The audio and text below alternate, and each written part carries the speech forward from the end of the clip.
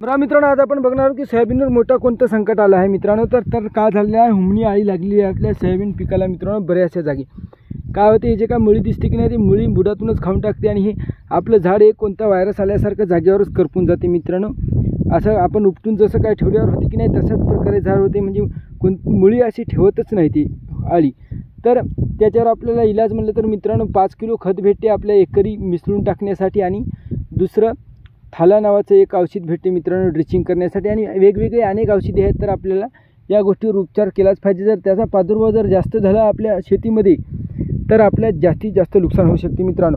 जर याचा प्रादुर्भाव दिसला तरच या गोष्टीवर आपण हे करायचं. म्हणजे जर तुमच्या जरी शेतात सोयाबीन पिकावर जर असे झाड अचानक तुम्हाला वाळून गेलेले दिसत असेल तर तुम्ही 20 झाडं उकरून पहा, आणि त्याच्या खाली जर तुम्हाला अशी हुमणीची आळी दिसली तर लवकरात लवकर जवळच्या कृषी केंद्रावर जाऊन तुमच्या विश्वासू माणसाकडून त्याच्यावर उपचार होणारे औषधी आणा आणि आपल्या शेतात फवारा. जर पाणी पडलं नसेल तर स्प्रिंकलर लावून हा उपचार करा, नाहीतर आपले सोयाबीन 50% 60% असं नुकसान होईल. Subscribe, like.